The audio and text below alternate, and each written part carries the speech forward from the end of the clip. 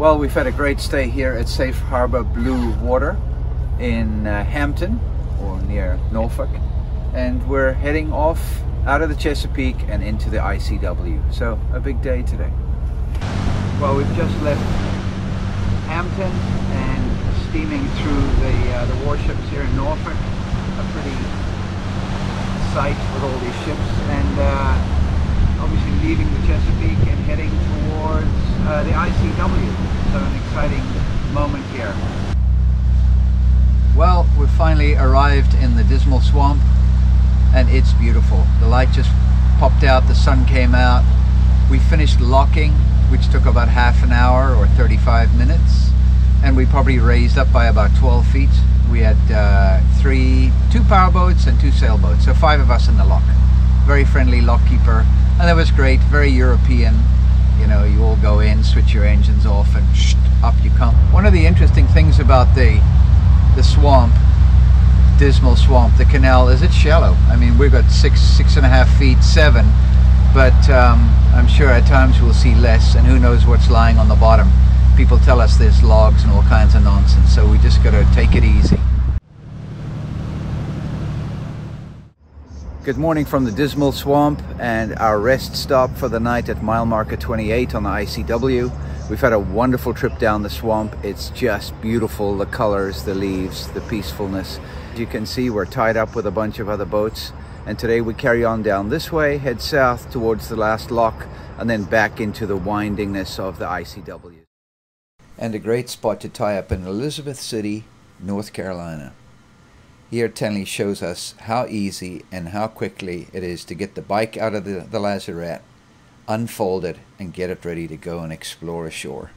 I had no idea how important and big a role the bikes would play in our life on board and being able to explore all the cool things ashore. It's so much quicker to go by bike than to walk, and you can cover so much more ground. It's been fantastic. Time to go and explore Elizabeth City and hear another beautiful sunset at the end of another great day. So we've got a beautiful spot here on the Alligator River, and we've had a good run today across from Elizabeth City, across Albemarle Sound. No breeze, a little bit of sprinkles, rains, very tropical kind of feel, but here we are. It's just beautifully peaceful. Anchor up before sunrise after a good night's sleep. No breeze, pretty peaceful. Beautiful way to start the day, chugging along, fishermen out there doing their thing, and of course we weren't the only ones heading down the Pongo River Canal towards Belhaven. Well, good morning from Belhaven, North Carolina on the Intercoastal Waterway. And they say this is really where it all started, because they had to put the final piece through Pongo Channel in 1928, and this then connected it all up here in Belhaven. So it's a great town. We stayed at Belhaven Marina, which is just awesome. It's a small privately owned marina, very comfortable, very simple, nice big green lawn where everybody ties up to, so that's been great. But here you get a little feel for what the town's all about. It's being renovated. People are buying up places, fixing them up. We had a great dinner here last night at Spoon River, which was just amazing. It's a kind of a restaurant you'd imagine to find in New York or in Boston, not in a small little town like this on the ICW in North Carolina. And look at this on the left-hand side here, the cotton. When last did you see cotton being grown like this? Unbelievable. Take a ride through the cotton fields. That's amazing. I've never done this before. You hear a lot about cotton fields in songs, but you never actually see it. It's beautiful. A closer shot of the cotton plant shows the early morning dew. Yeah, we're the Belhaven Marina. Greg Baker, harbor master for the Belhaven Harbor, and general manager of the marina itself. Mile marker 136.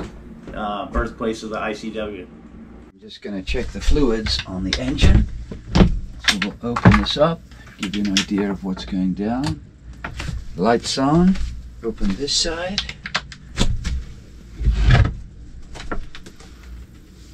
First thing I check is the coolant. And it looks perfect, right up to the mark. And the next thing I want to do is just check the engine oil. And the dipstick is buried down here, but it's accessible. Have a look here. Pull it out again. And it's pretty much to the middle mark, which is just perfect. We've had a wonderful stay in Belhaven, had a nice bike ride, a great dinner. The weather's perfect, and it's time to back out and get going again. Alright, I'm enjoying my quesadillas that Tenley just made. They're delicious. We are coming out into the last big piece of water in the ICW, which is Pimlico Sound.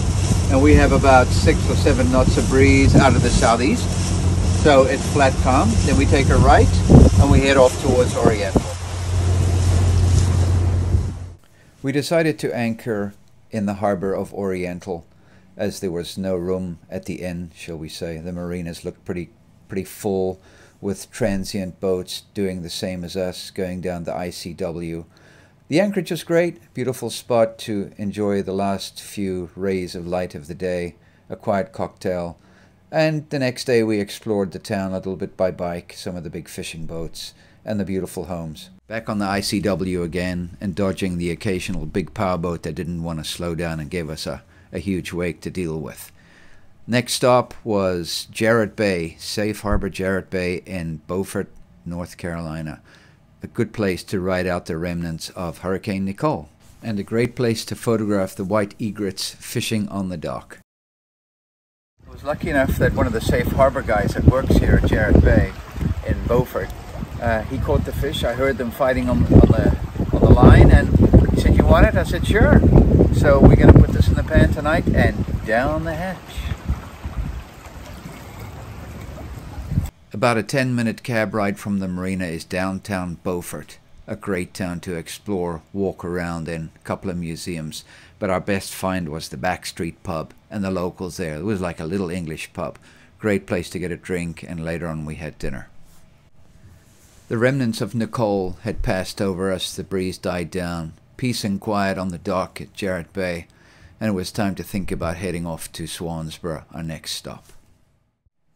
Swansboro was only about 25 miles away, an easy run down, and a wonderful town to enjoy their Christmas tree lighting festival.